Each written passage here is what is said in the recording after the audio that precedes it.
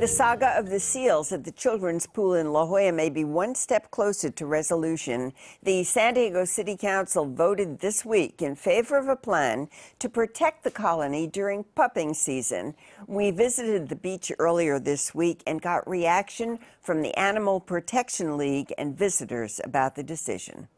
Human interference or involvement, even being near them, has a pretty huge impact negatively on their lives and on their pupping season. And although they're docile and more scared of us than we are of them, they are still wild. They could bite you, they could attack you if you get near their pups. And so my hope is that just by educating people on a few facts of what the hazards are to both seals and humans, that they'll make the responsible decision to just view the seals from an appropriate distance.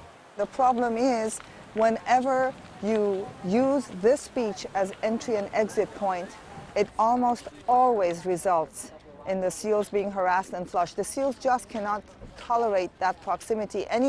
Anyone coming from the waterfront scares them even more than people walking on the beach, because that is their sortie. I see the point of protecting the seals, certainly, but it's just been such a controversy, and both sides have gotten militant at some point. And I see the point of having a rope and having a ranger. That certainly is good for protecting the seals and for education. Having some sort of physical barrier with even, modest signage really makes a huge impact. We saw on Saturday, within hours after the sign going down, there were just, hundreds of people swarming the beach, getting inches away from the seals, dangling their kids over them, touching them.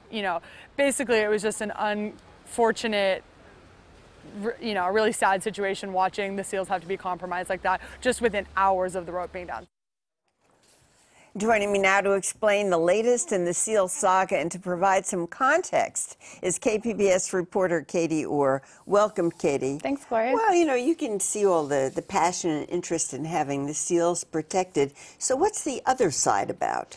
Well, there are those people that say, listen, the seawall was constructed in the 1930s with the purpose of creating a safe beach for children to swim in and for people to enjoy the water without having to worry about the big waves rushing in. And they feel like that's the purpose of the wall, that's the purpose of the beach, the children's pool, and that it should be restored to that condition. And I would think of many of those people have to be people who have been in La Jolla for a long time. There's some tradition behind that, and that would explain, their passion against the rope, against the seals. That's true. And also the seals draw a lot of people. I mean, there's a lot of traffic down there. The area can get congested. Sure. And if you live in that area, you might not necessarily like that. All right, now the City Council is really going to be the group that makes the ultimate decision. What are they voting on this week, or what have they voted on this week? Well, they voted on Monday to ask the mayor to put a rope barrier up permanently all year round. But that is a process that could take a long time. You have to do an environmental review, there have to be public hearings, so it's not something that could happen right away. So they also asked the mayor to declare an emergency that would allow him to put the rope up immediately. The mayor said he'll consider it, but he is asking the city attorney for advice on whether or not this is actually an emergency, and he says he'll act pending the city attorney's advice. Apart from the rope, they also voted to ban people from the beach during the seals' pupping season, which is mid-December through mid-May. They voted to ban dogs from the beach year-round, and they also voted to hire a park ranger to patrol the beach. Let's talk a little bit more about that emergency. Who is this an emergency for? Well, the mayor can decide that it's a coastal emergency. And I should say the decision to put the rope up year-round is one that could ultimately be appealed to the Coastal Commission. So that's a body with some say over this decision. Again, if the mayor decides it's a coastal emergency, the rope can go up immediately, preventing people really as a deterrent. It's technically a shared use beach, but the rope is a physical deterrent, a visual deterrent from people getting too close. So then why was the rope removed last weekend in the first place? Well, under the policy they were operating under, people couldn't get near the seals during the pupping season. The pupping season ended on May 15th, and so the rope had to come down. Now, I just read that yesterday the National Marine Fisheries Service supports keeping people off Children's Pool Beach. And from December 1st to May 30th, I guess that must be pupping season, right? And they also back the idea of permanently installing a rope around the seals.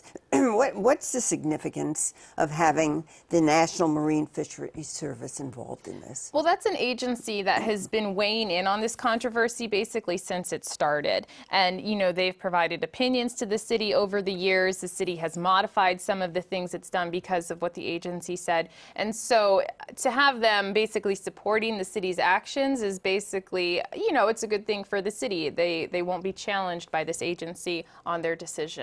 Well, this has been going on for a very long time, the saga of the seals.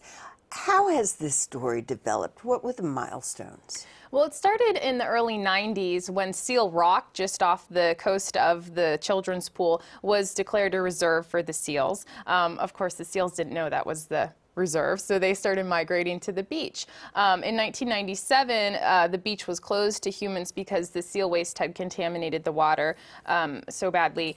From there, you know, a rope was put up, somebody sued. In 2005, the city was actually ordered to return the beach to its natural state, which would have included dredging the beach at a cost of $250,000 to $500,000. In 2009, another court said, no, you don't have to do that. Finally, last fall, the legislature acted to give the city control over what happens. And that's where we are now. Right. Thank you very much, Katie Orr. Thank you.